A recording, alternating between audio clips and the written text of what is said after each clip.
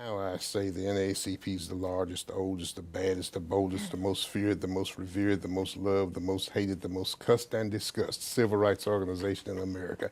But at that time, I didn't know that. And at that time, they would send you, I never forget some of the older people I met years later, they would send you things in the mail about how to organize things, how to prepare for things, little training pamphlets you get every month, a little piece of paper to tell you how to organize different things, what to look for, what laws were being considered, and that sort of thing. One of the greatest challenges we ran into, or the most, I guess, noteworthy things during that time was when Lawrence Rainey came to our town. And may, tell our young listeners who Lawrence yeah, Rainey well, is. you may recall when the three civil rights workers that went to Neshoba County in Philadelphia, Mississippi, to do voter registration during Freedom Summer, and they were killed. The President Kennedy was the president then. His brother Bobby Kennedy was Attorney General, and Bobby Kennedy finally sent representatives of the Navy to find these bodies. Nobody could find them. Everybody was looking for them. Law enforcement couldn't find them. They finally found that they had been bulldozed over into a dam, and they dug these bodies up. Goodman, Swerner, and Cheney were their names. They had gone to Mississippi to do voter registration work that summer. Nevertheless, charges were brought against the law enforcement officials that were involved in the murder, the cover-up of the murder. Everybody there, if you ever saw the movie Mississippi Burning, it's based on the story of the three civil rights workers that were killed in Philadelphia, Mississippi. The sheriff, Lawrence Rainey, moved to my little hometown. He married a lady in Franklin, Kentucky, of all places, and moved there.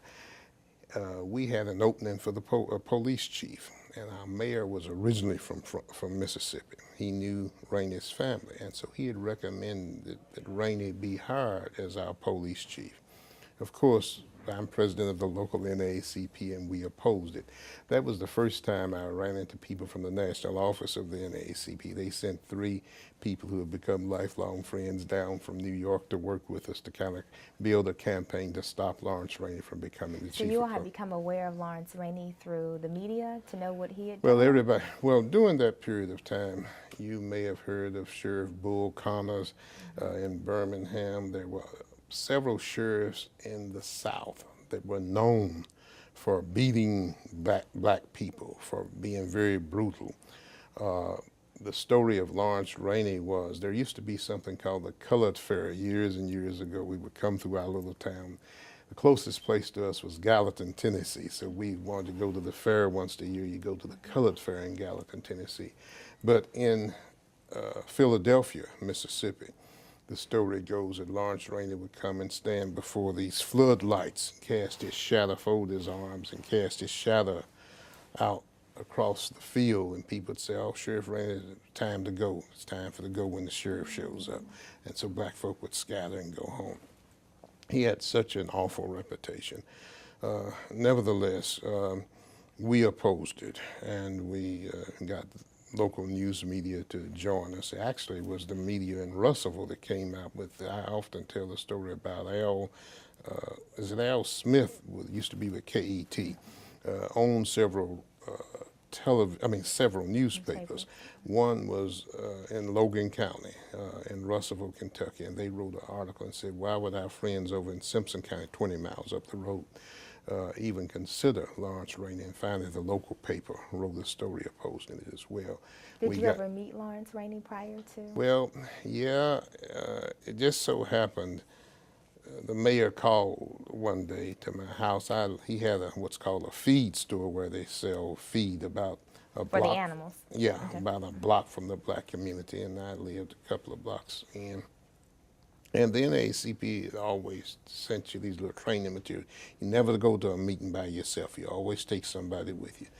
But I thought nothing much of it. It was about dusk dark, and he called, "John, you got time? You can stop by here." And I said, "Sure, I'll walk over." So I walked over there and walked in the door.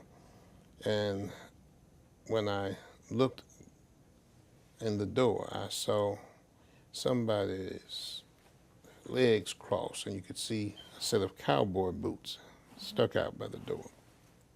One of the stories of Lawrence Rainey was how he would use those cowboy boots. They used to talk about how he would beat black people and kick black people, and he would take the toe of those pointed cowboy boots and try to ram them up in a person's rectum. I don't wear pointed cowboy boots today because I like cowboy boots, but I always get me a square toe because that pointed toe, just something psychologically in my mind. And when I opened that door and looked down that hall and saw these pointed boots, I said, I bet you that's Lawrence Rainey. Well, it wasn't 10 feet down the hall, but it looked like a mere country mile as I walked down through there. And all these stories of this guy just kept resonating in my mind. And I turned the corner and I'm, hey, Johnny, how you doing? All right, how you doing? That was the mayor? Yes, the mayor. I want you to meet Lawrence Rainey. Well, he stood up to shake my hand, and he wasn't as tall as me. I said, I could whip his butt myself. But all this imagery, that the media put out about it. And he swore that he wasn't as bad as people said he was, and he hoped the community would give him a chance. And I shared with him that I understood his feelings, but he should understand that his image was not the type that we thought would be good for our community, especially in law enforcement. So he didn't get the job ultimately.